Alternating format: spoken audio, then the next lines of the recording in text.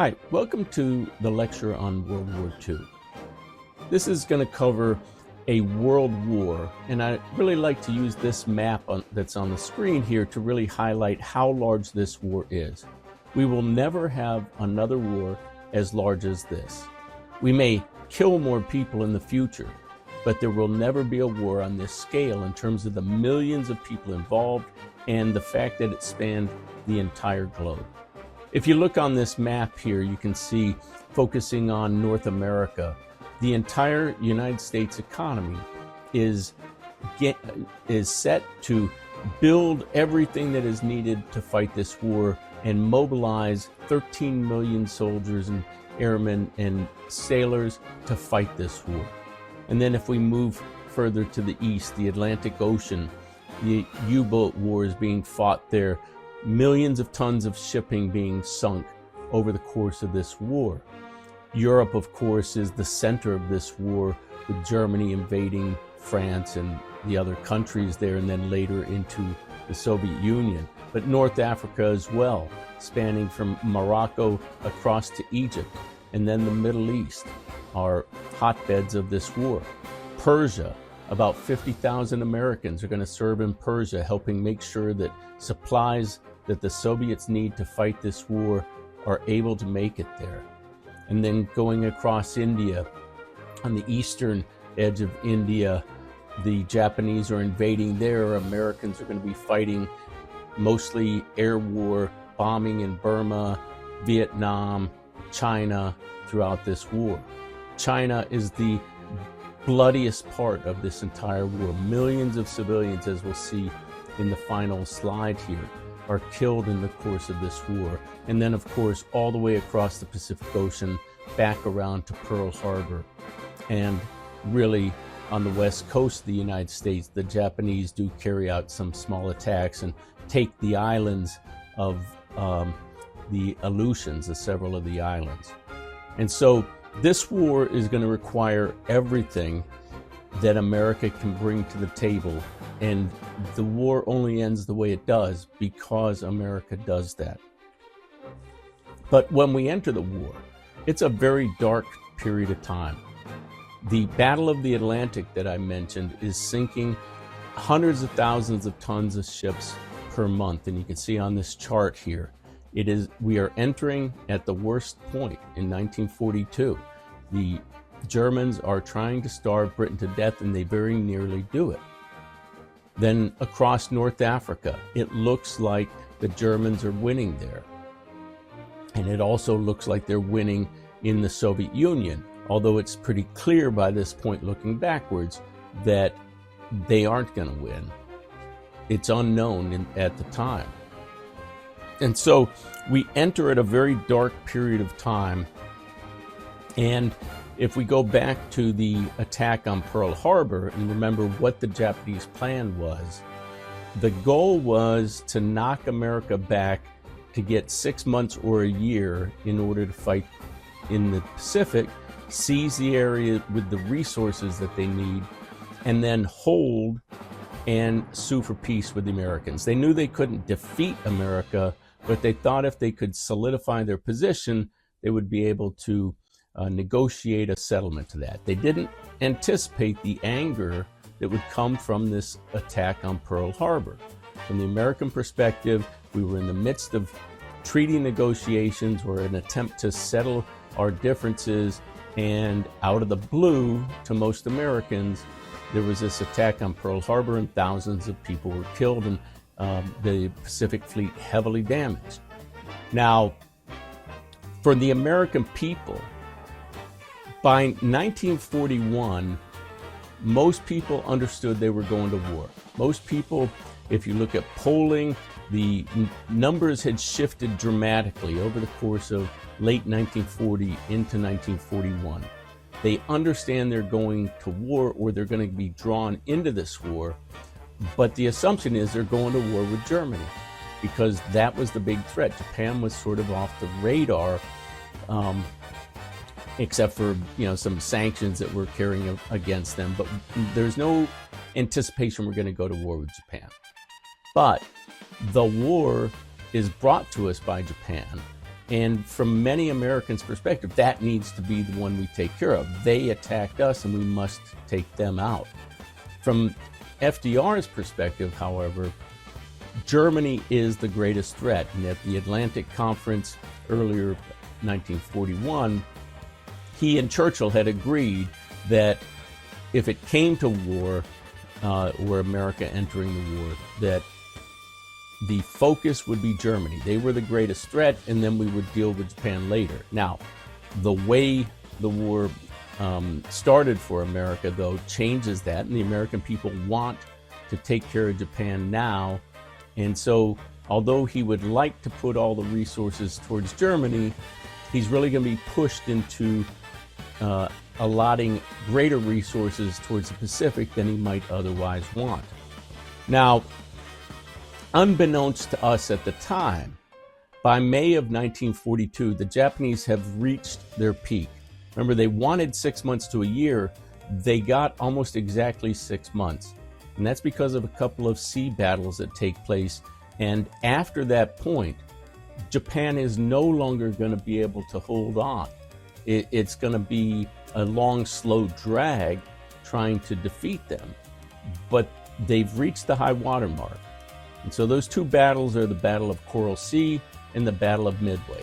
Coral Sea takes place during a Japanese attempt to move down on northern part of Australia. The two fleets never come in contact, the American fleet and the Japanese fleet.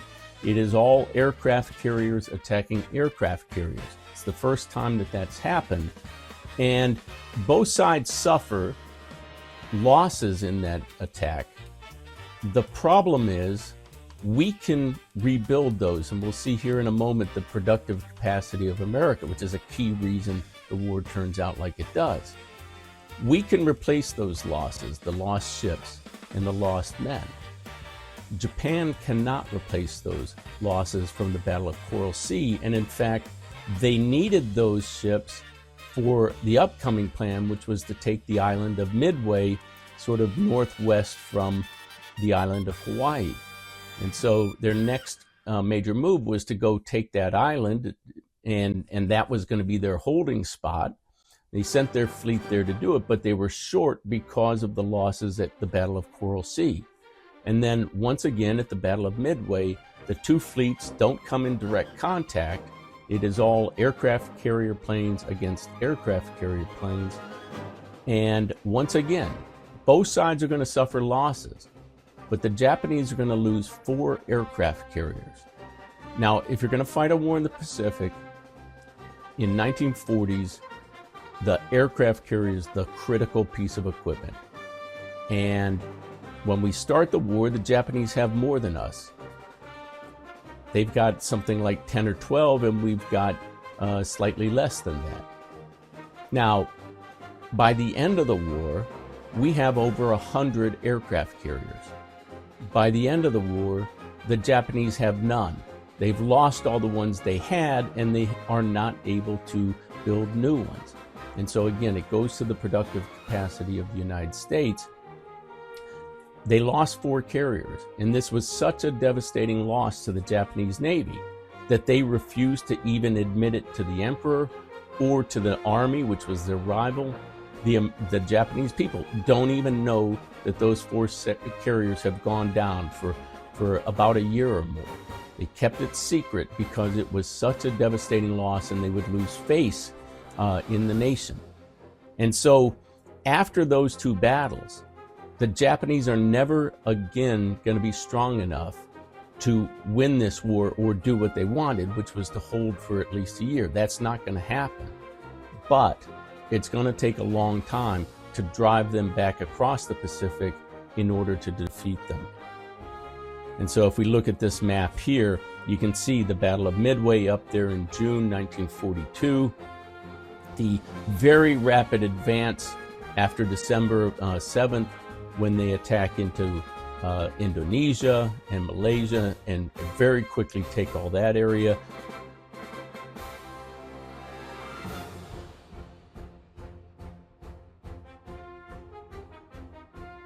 The Battle of Coral Sea, just north of Australia. That was that critical battle the month prior. And that really is the high watermark, that yellow line there. From that point on, we're going to be fighting to push them back.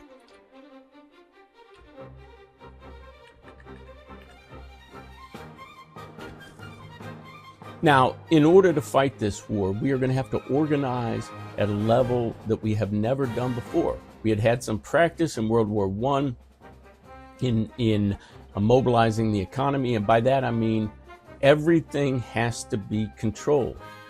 We have a free market today, but in World War II, in order to make things happen, it is all run by the government.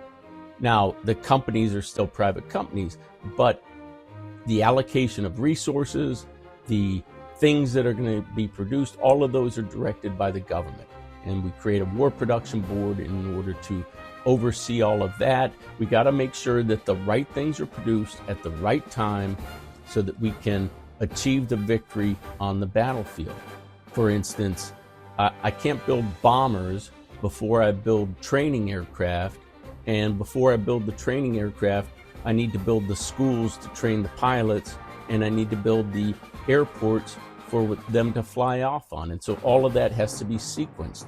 And you can think of that across all aspects of the economy. You can see these cartoons here mobilizing the entire populace. And a number of changes come out of the economy as a result of that. The whole idea of workers' health insurance coming from your company comes out of this war. Before this, people didn't have health insurance typically. But because we are controlling the entire economy, it meant a number of things. Number one, you couldn't just quit your job and go off to another job. If you're in a war industry, you can only leave that job if you're going to another war industry. You can't just quit your job. And those businesses were controlled on how much they could pay you additional money. We got a price administration, wage administration, all of that is controlled. We have rationing of all goods. And so one way that companies could attract workers was to offer them benefits because they couldn't offer greater pay. And so health insurance became a thing that they could offer you to get you from one war industry to another war industry. The other thing that comes out of this is the idea of tax withholding, taking money out of your paycheck every week in order to send that money to Washington. We can't wait till April for you to pay your taxes. We need that today. And so we're going to take it out, and we still do that to the present day, even though the war's been long over. Another major thing that's going to come out of this war is defense industries are going to move down to the South and to the West. And for the South, it means it's going to drag them out of the Civil War. They've been in a sort of economic malaise. They've made recovery since the end of the Civil War, but it's been slowed down for a number of reasons that we've talked about throughout the semester. And this is going to put so much economic activity down there in the South, building forts like Fort Hood to train people, building factories to produce bombers, jeeps, all of those things, and then all the industries that go along with it are going to set up the South for success after World War II. So you can see up in this chart up in the corner the amount of federal spending as a percentage of the entire economy. And so you can see from 1900, the federal spending was a very small part of the economy. And then World War I, it bumped up, but then dropped really rapidly. And then you can see this bump up for World War II. Nearly 50% of the GDP is dedicated to fighting this war. What's the rest of the country doing? Supporting that effort, right? So the entire economy is mobilized in some fashion towards fighting this war. These charts here show a lot of what I'm talking about. This is the productive capacity of America on a number of charts. If we look on the upper left-hand side there, manufacturing output, just understand what that means. In 1939, let's say we had 100% of our industrial capacity. By 1943, we've more than doubled the industrial capacity. That's what that chart means. And then the one below it, spending, you can see this massive uptick in spending. 1942, we got to build all those airfields, the barracks, all of that stuff. The spending goes down because we've already built a lot of the stuff we need for the war, but still far exceeds anything we've ever done before. Military personnel, you can see before the war, we had a couple 100,000 people. By 1945, we have roughly 12 million people. Now, that doesn't count the numbers who have already been killed or wounded and have left the service for whatever reason. It's about 13 million people are drafted into the military. You can't join the military, you have to be drafted. And the reason is because industrial production is as important as fighting the war. So we don't want a guy who's working in a factory building airplanes being patriotic and joining the Marines, and our production of airplanes slows down. So everybody was controlled in that respect. Now, the one below it is the one I really want you to pay attention to, and this is military aircraft production. And if you look at that, you can see 1939, barely any airplanes produced. By 1944, we are producing almost 100,000 planes per year. And I want you to think about what that takes. 100,000 planes per year. I don't think we probably make 1,000 planes per year in this country today. There's 100,000 planes, bombers, fighters, all sorts of planes. Now, if we're going to produce 100,000 planes per year, what does that take? All the material that goes into that. But we also have to produce 100,000 pilots, maybe 50,000 co-pilots, 50,000 navigators, the ground crew, all of that. We have to produce the airports for all of those planes to fly out of and train at. Texas becomes one of the main hubs for all of that activity. If you drive around Texas, there's airports all over that were built for World War II.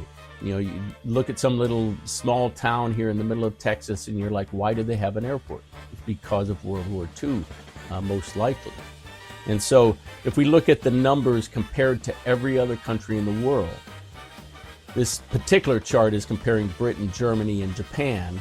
But if we added on the Soviet Union, the same idea would hold.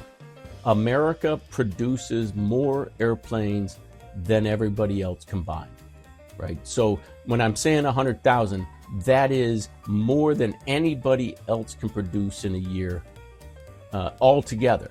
All of those people. And that is one of the key reasons why we're so successful.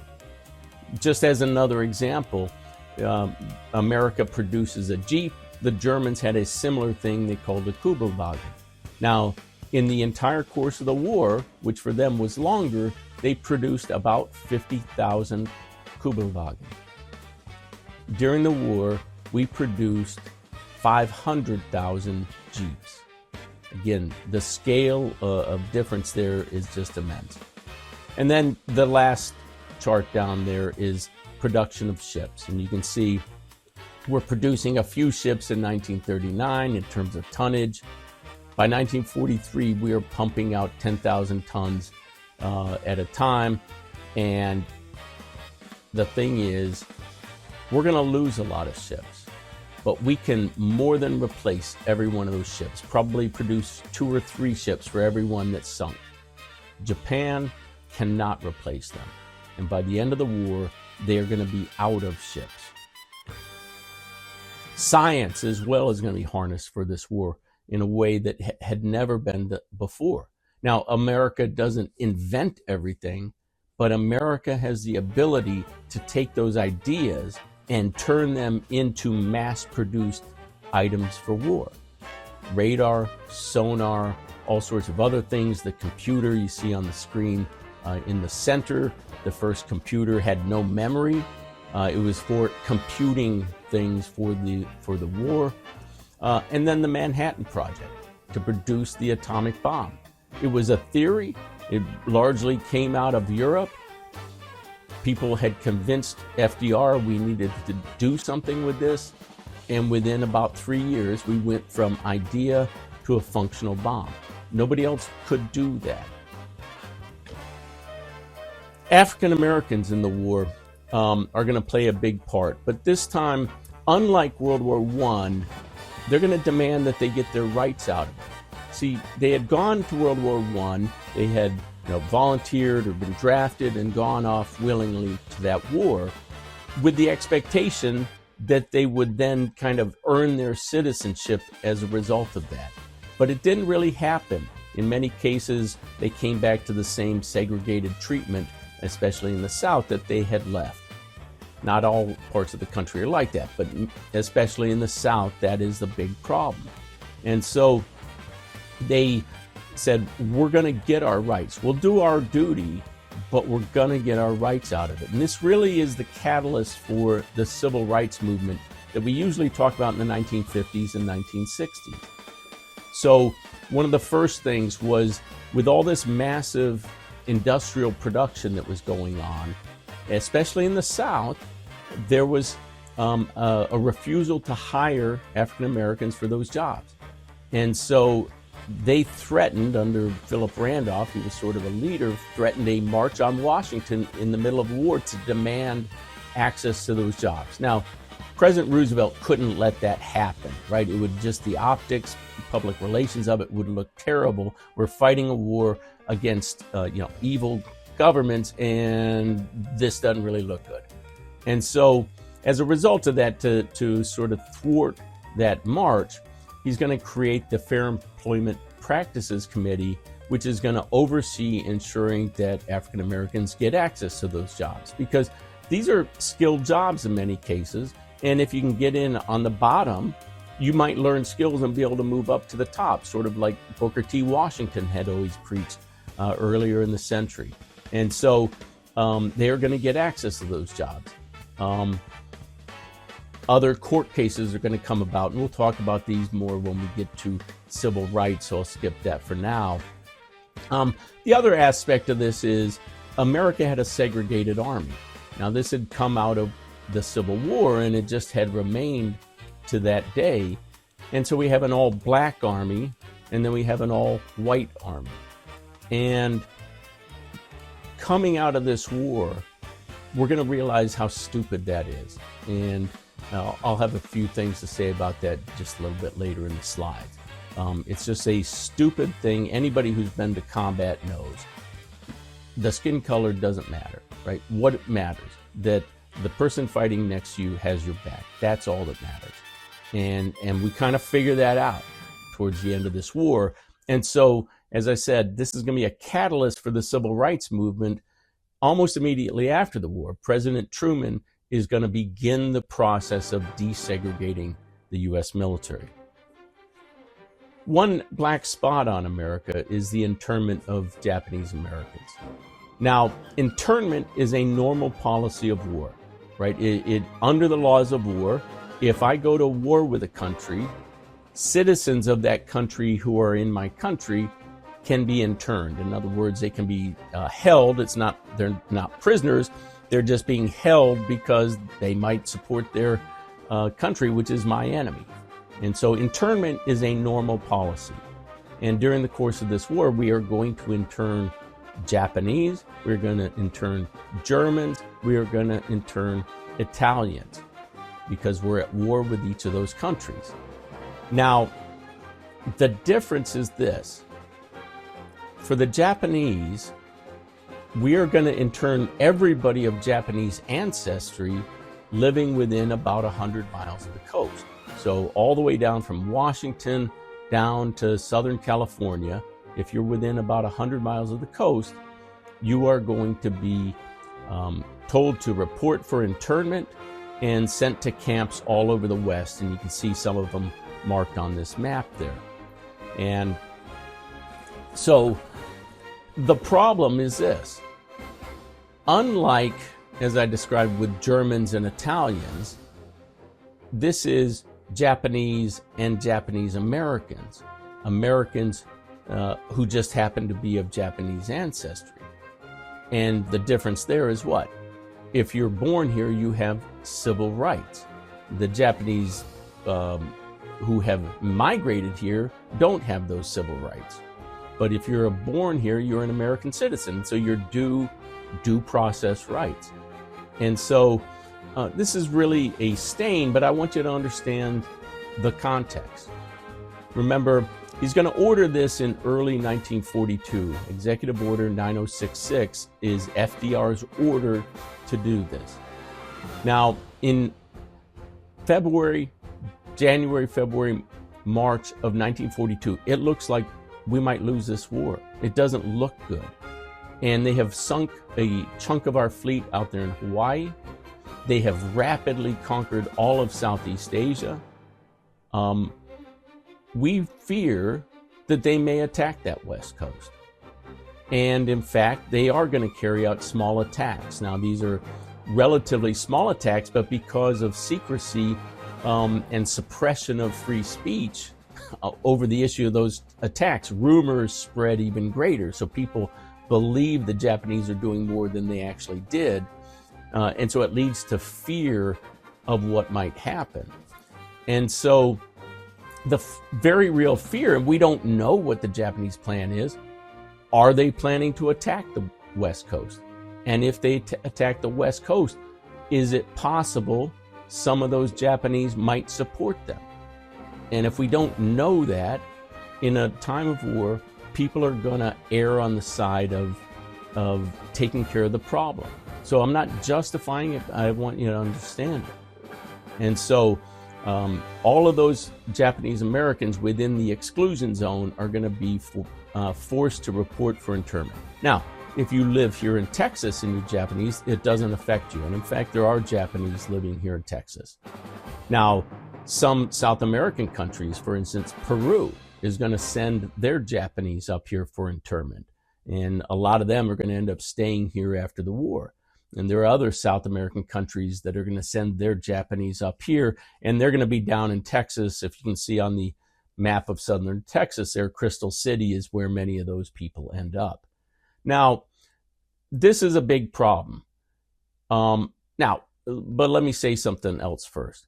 We do intern some German Americans and some Italian Americans.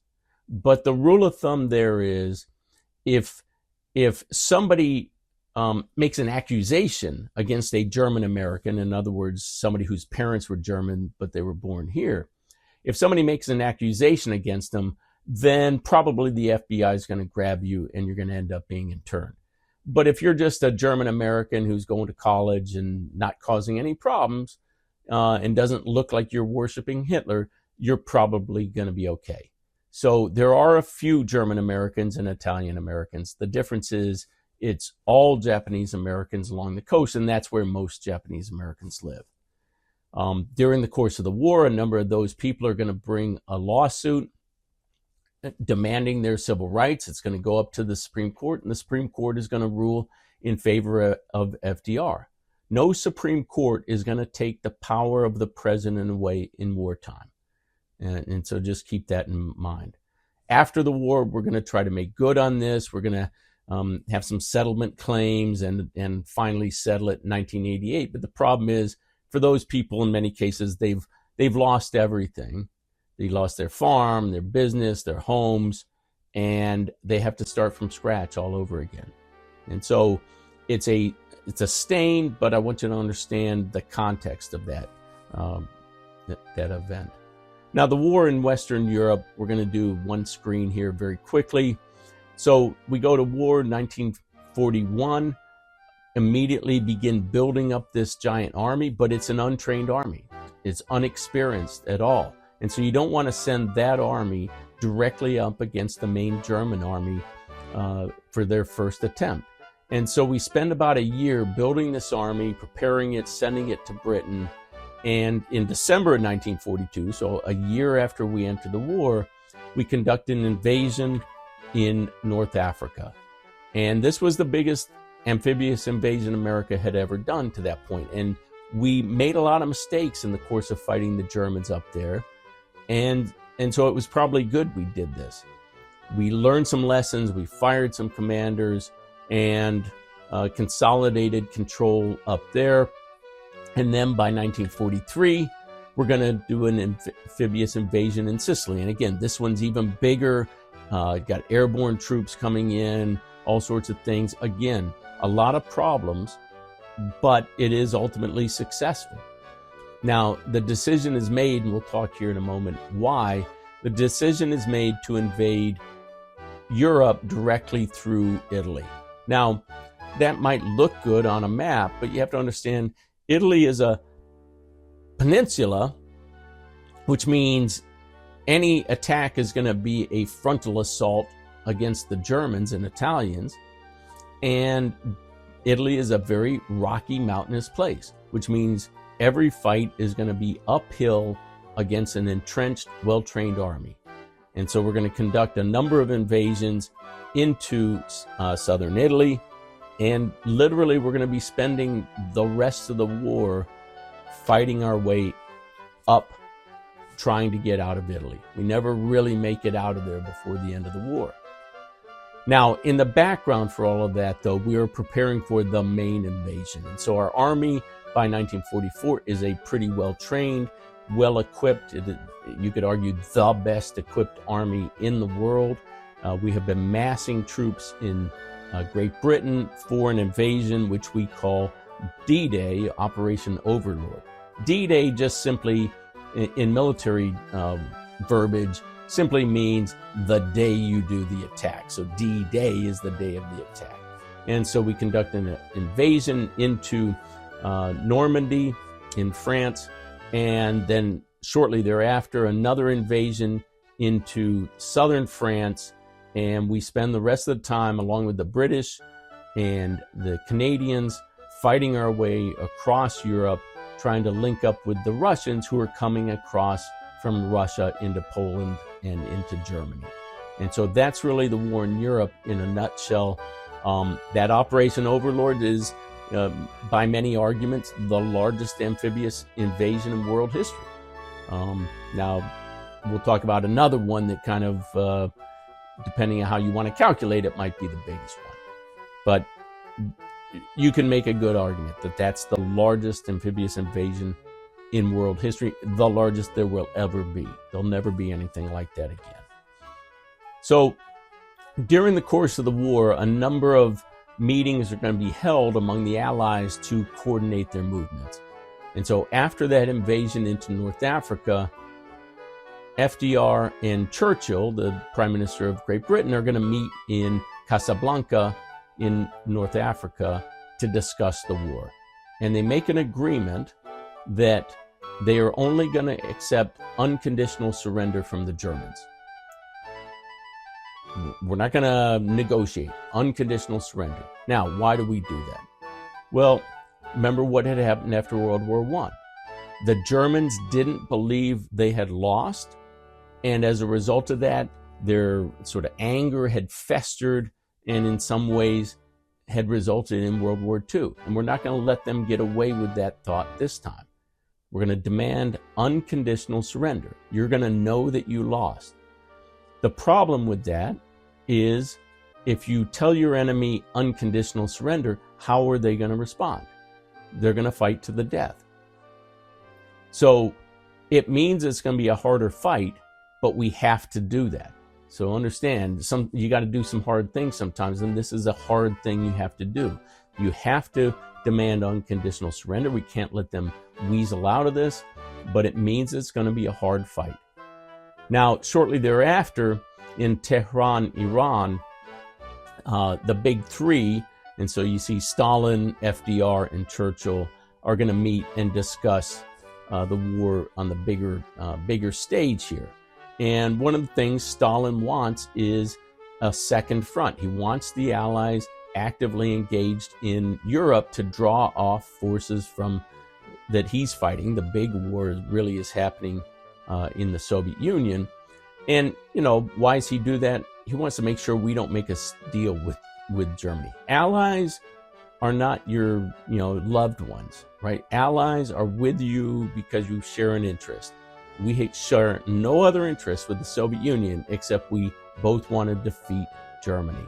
And Stalin doesn't really trust us. And so he's demanding a second front. We're going to agree, we're going to do that because we want to keep them on board, because if he gives up, we're going to have a tougher nut to crack. So, understand. Nobody really trusts each other. We trust Churchill, but that's a different thing. So we agree to a second front, and that's how we end up with that invasion of Italy. We had made an agreement, and so this was kind of the least we could do that lived up to that agreement, because we weren't ready for the main invasion that following year. Now, 1944 is an election year, and I probably told you in class, in 1940, FDR ran for a third term, which was unprecedented. And at that time, you can make an argument that FDR was really the only political leader who had the chance to be president, who understood the problem in a way that it was going to take in order to fight this war. Now, we could fight this forever, but I think you can make a good argument that he was really the only person. And so maybe it was the right decision for America in 1940 for him to do that unprecedented third term. The difference in 1944 is this. By the summer of 1944, so well before the election, the people around FDR, and I have to believe FDR himself, knew he was dying. He was an extremely unhealthy person. People would come out of meetings, almost in tears at what they had seen in dealing with this guy. He was an invalid, and he chose to run again. And this is one of the greatest disservices anybody who's ever run for president has done to America. He knows he's dying.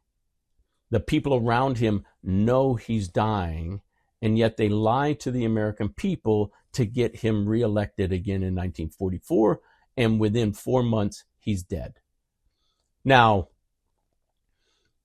he chooses another vice president, and that's another whole story, because the sitting vice president was kind of tainted by communist connections. There were spies working with him, all sorts of nefarious stuff.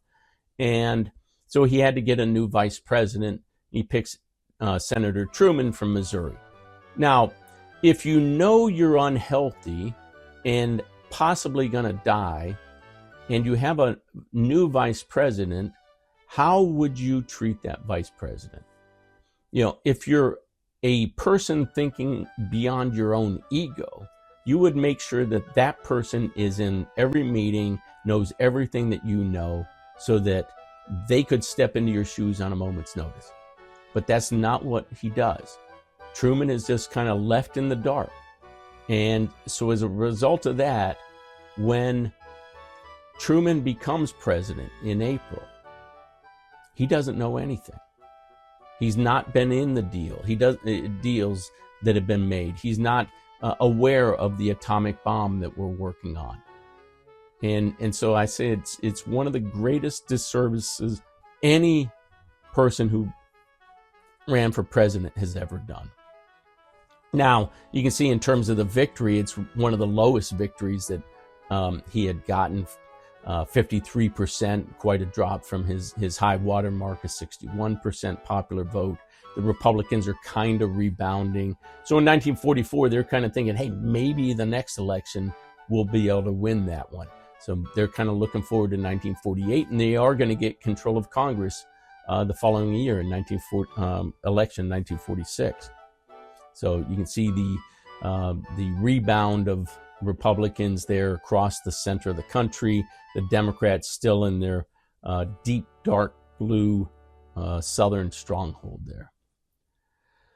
Now, as we found ourselves across Northern Europe, France, Belgium, that region, we were carrying out a bombing campaign on the German cities.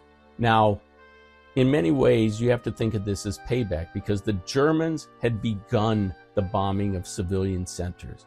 They had, in the opening days of the war, bombed Warsaw. They had bombed Amsterdam. They had bombed all these cities across Europe as they had conquered Europe, and then bombed London.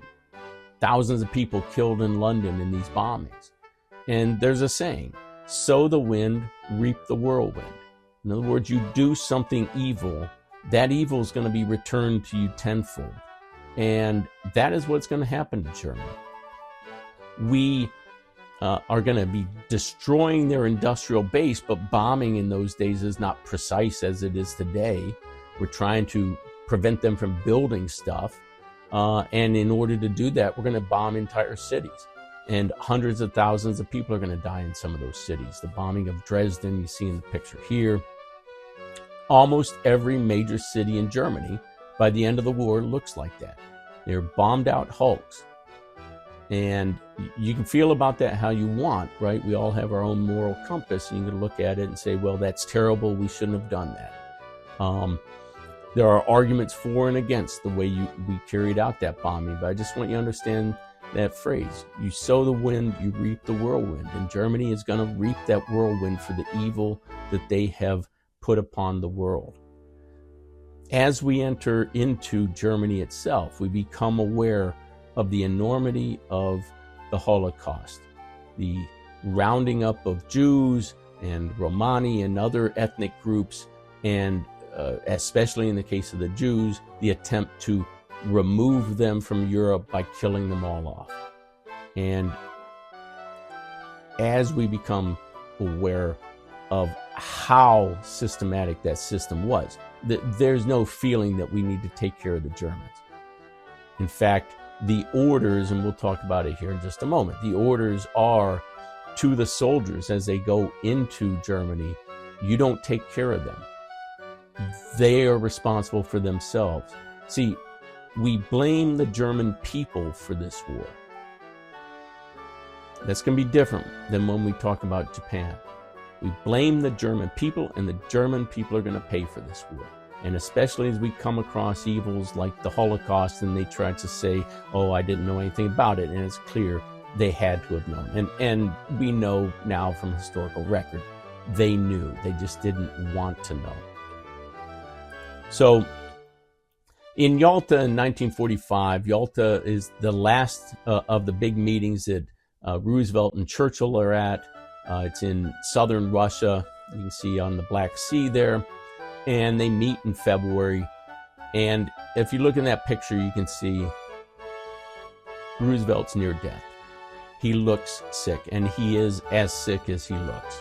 He's going to die in April, early April. So he's got, 2 months to live at that point. Stalin's pretty healthy. And Churchill, this is going to be his last meeting because he's going to be thrown out of office. Not too distant future here. And at this meeting, they're going to make a number of decisions about the war. And so this is a pivotal meeting about what's going to happen. So one of the agreements was that Russia would enter the war against Japan within 6 months after defeating Germany. Now, we are demanding this because we know the war is going to last, we think, 2 more years. And we're probably going to need some help out there. We helped you in Europe. You need to help us there. But there's also another aspect to this. The aide to FDR is a guy that we now know was a Soviet spy.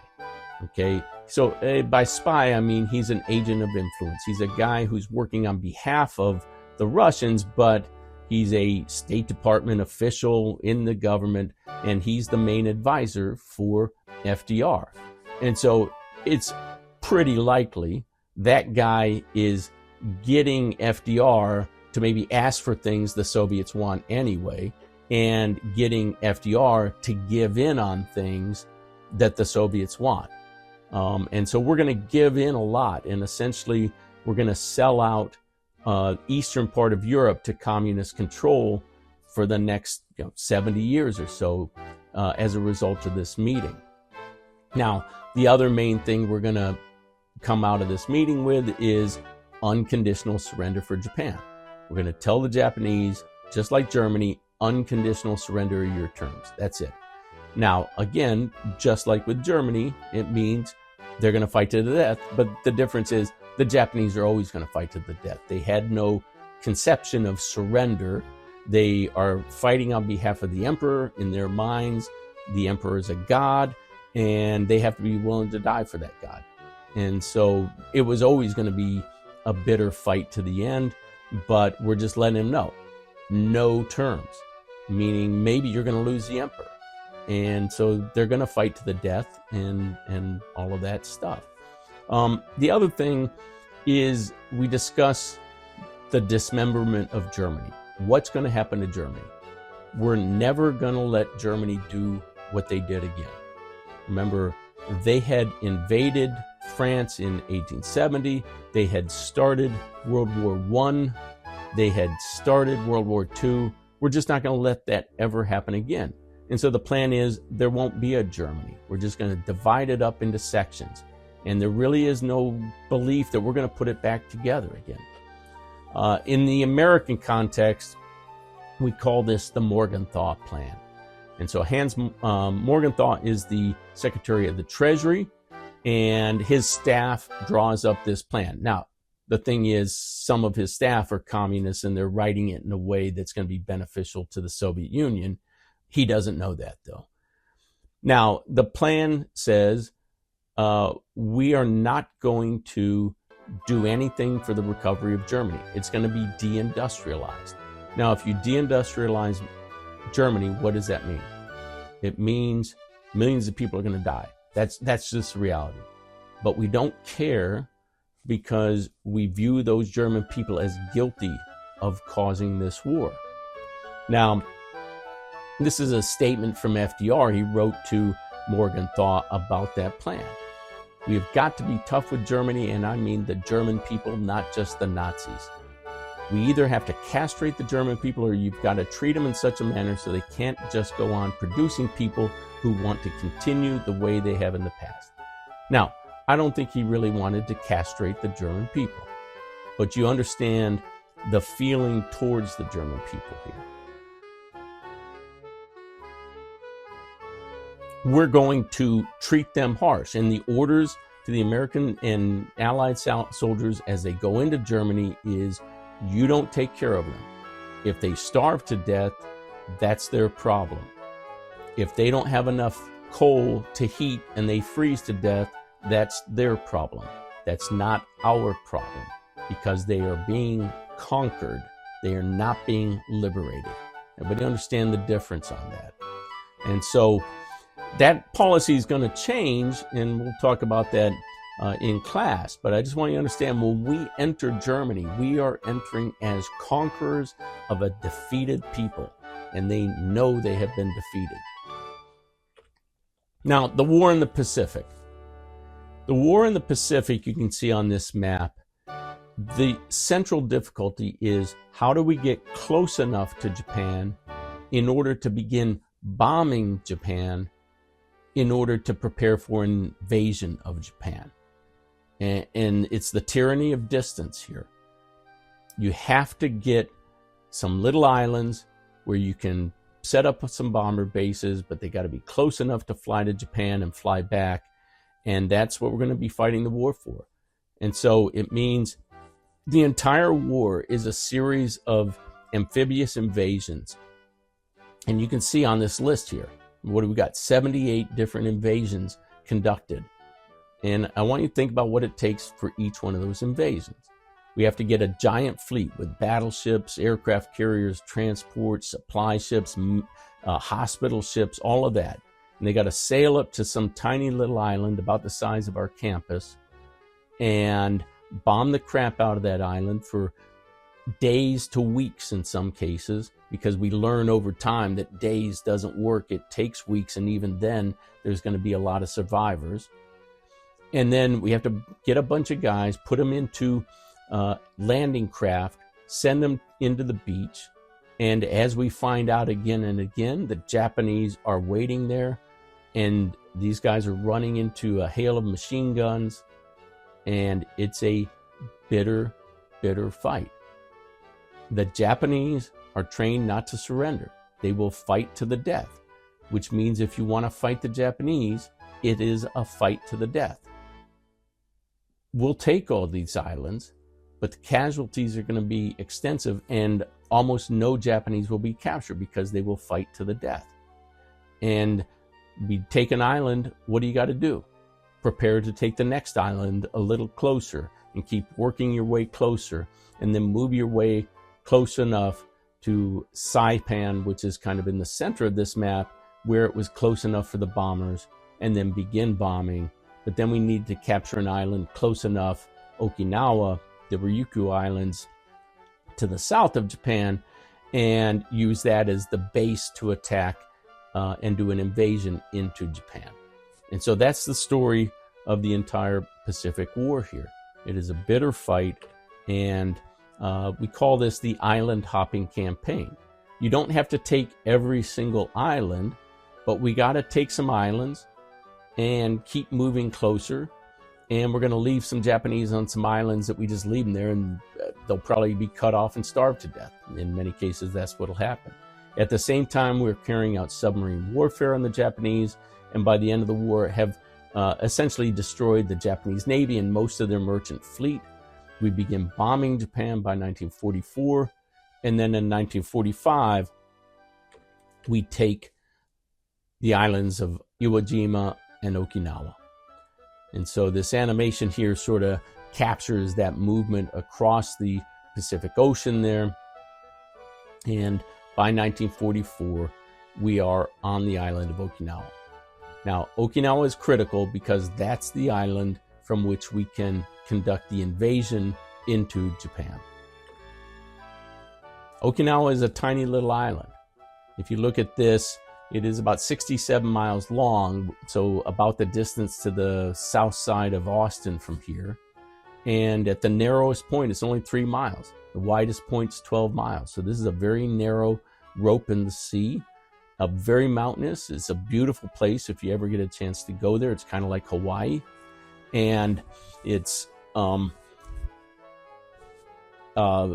defended by about 77,000 Japanese troops who are going to fight to the death, and they do. Very few of them are captured. And the Japanese, or Okinawan civilians, have been indoctrinated with this idea of emperor worship and all of that. They have also been told the U.S. Marines are cannibals and they will eat you. They are terrified of the Americans that come in. And this is the first place where we're really going to face kamikaze suicide bombers. And so you see in this picture here, a plane flying in, diving in on a ship. The Navy's going to suffer its heaviest casualties of the war in battle in this fight because of those suicide planes. And you can see the number of casualties here. Okinawan civilians are going to be devastated by this because they're caught in the middle. They've been told they're going to be eaten alive. And so they're hiding with the soldiers, which means when we kill the soldiers, we're killing civilians as well. For Americans, we lose 14,000 dead and, many more casualties in the course of this war or this battle. And it's here that we really understand how hard it's going to be to invade Japan itself. We become fully cognizant of how difficult that fight is going to be. They are going to fight to the death, and the people have been trained to fight to the death. And they would rather die than be captured. Down at the southern point of Okinawa, there's a place called Suicide Cliffs. And as the American soldiers approached, women with their babies in their arms would jump off the cliffs, hundreds of people to their death, rather than being taken prisoner by the Americans. And so that we know that's what we're going to face when we go into Japan. So the landing had gone easy, but once we got inland, the fighting became very difficult. It's in the midst of this fighting that FDR dies. And again, it was a great disservice. When Truman is sworn in, he all of a sudden has the entire weight of this war and has not been brought up to snuff. And in fact, is briefed at that time that we got this thing we're working on, an atomic bomb. This is the first he had heard about it. It had been so secret.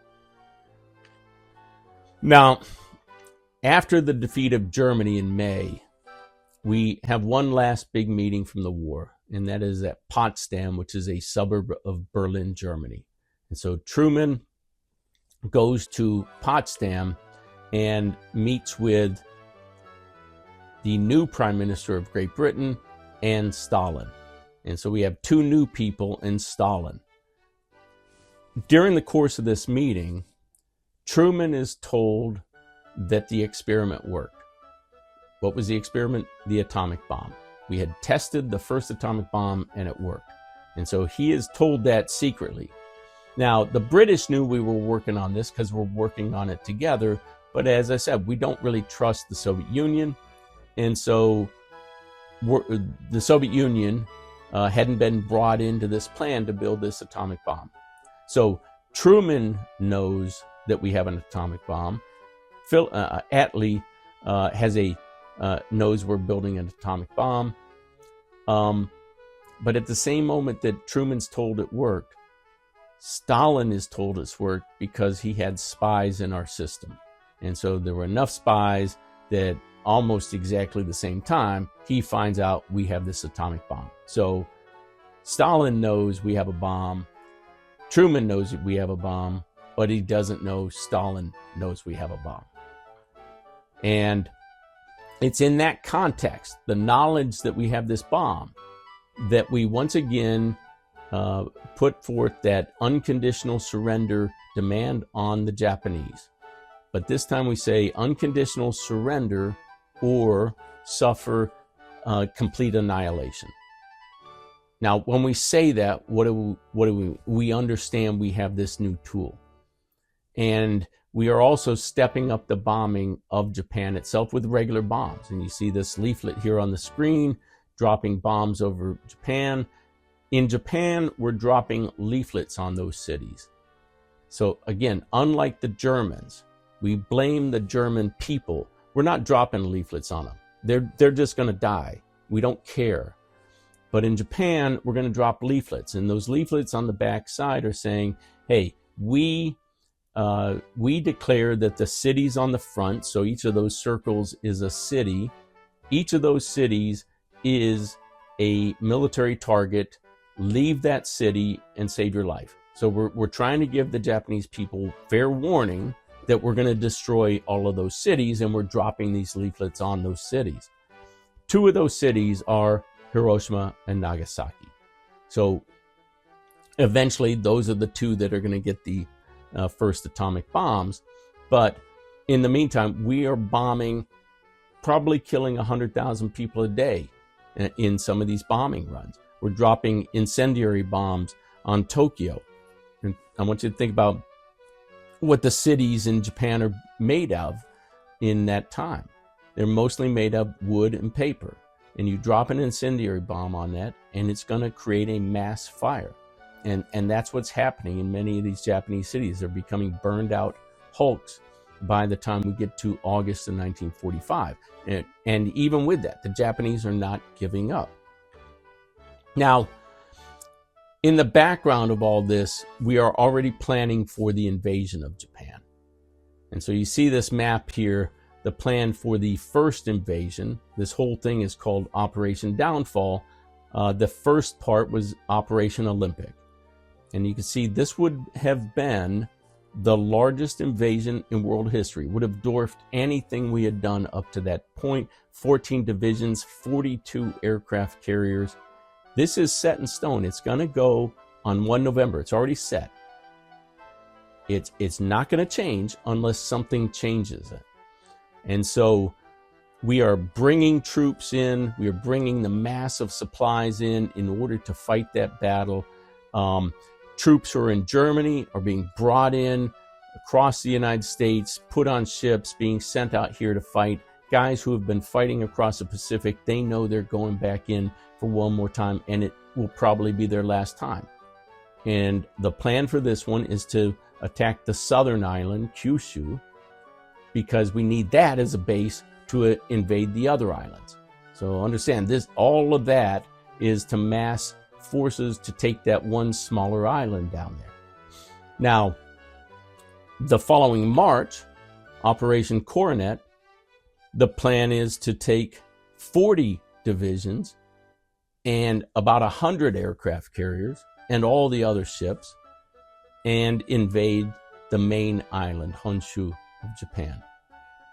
Now that one's not set in stone. It depends on how this first invasion goes, right? It could be delayed or pushed up, but the planning date is March 1st. November 1st, set in stone. It's going to happen. And the guys out there in the Pacific know that that's what they're going to do. And they know, based upon what had happened in Okinawa, the chances of survival are pretty slim. And we have to start planning for the casualties. So you see on this slide here, the military is planning that the U.S. is going to suffer 456,000 casualties and 109,000 dead in the first 90 days of that first invasion. The second invasion, we're expecting 1.2 million casualties, 267,000 dead. And so I want you to understand what that means. In just the invasion of Japan, we are expecting as many dead as we lost in the entire rest of the war. That's what that means. Now, we also have to plan for potential civilian casualties. And Japanese, we expect 5 to 10 million dead, based upon the way they had conducted themselves in Okinawa. That is not really a Japanese island. It's Japanese owned, but they're a different people. And if they were willing to do that, what are the Japanese people on the homeland going to do? You see this quote from a young high school girl. Everybody is being trained to fight the Americans. And she says, even killing one American soldier will do. You have to aim for the abdomen. She was given a pointy stick, told to run up and kill somebody. She's going to die, but that's what she's going to do because it is her duty to the emperor to do that. So that never happens. And it never happens because of the atomic bomb. As devastating as the atomic bomb is, far fewer people are killed as a result of that. But because we had to prepare for this war, we had built so much supplies, all the stuff you need for war, body bags, the bombs, the bullets, rations, all of that stuff had to be produced. And America was producing so much stuff by this point. And so just as an example, we produced 500,000 Purple Heart medals. That's the medal you get if you're a casualty, wounded or killed in combat. And so we produced 500,000 Purple Heart medals to prepare for this battle. Because the battle never happened, we still have Purple Heart medals left over from World War II. So with all the wars we've fought since World War II, if you get a Purple Heart medal today, it was made for the invasion that never happened. When I was in Afghanistan, 2007, we were still dropping bombs that were made for the invasion that never happened. In other words, we fought the Korean War, we fought Japan or Vietnam, we fought all these other wars. And with all those wars, we still have stuff left over from World War II that was never used because we never invaded Japan. And the reason is because of the atomic bomb. Now, we can debate the morality, all of that stuff, but I want you to understand the context. And the context is the competing casualties and what would have happened had we taken a different decision. So in August of 1942, we had enough material to produce 3 atomic bombs. That's all we had. It's going to be a couple of months before we have enough stuff to build more atomic bombs. But at that point, in July, we had enough for 3 bombs. The first bomb was that test bomb you see down in the lower right corner, right? It looks like a science experiment because it was. We didn't know if it was going to work. It was the test and it worked. So now we got literally 2 bombs worth of material left. And so in August 6, 1945, we're going to drop Little Boy on Hiroshima. About 50,000 people are going to be killed outright. Others will die of other things over the years. But again, far less than would have died in an invasion. And at that point, we once again reiterated the demand, unconditional surrender. Japan refused to surrender. And so 3 days later, we dropped Fat Man on Nagasaki, and once again, demanded unconditional surrender. Now, at this point, the emperor said, we have to swallow the bitter poison, we have to surrender. And at that point, a number of military officers attempted to overthrow the emperor so they could continue fighting. So some people will argue, hey, well, we should have done a test, off the coast and show them we got this big scary bomb. If we had done that, would it have scared the Japanese? No, we blew up a city and it didn't scare them.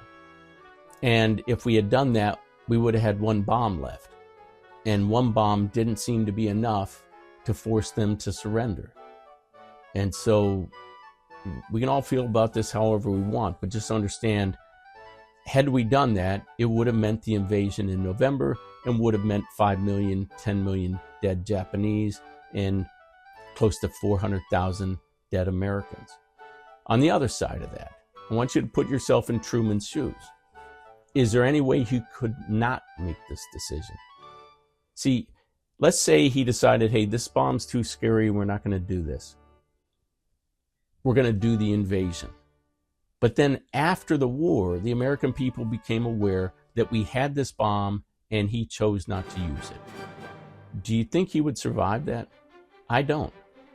Hundreds of thousands of families would be just angry at him because their loved ones died because he chose not to use this tool that he had.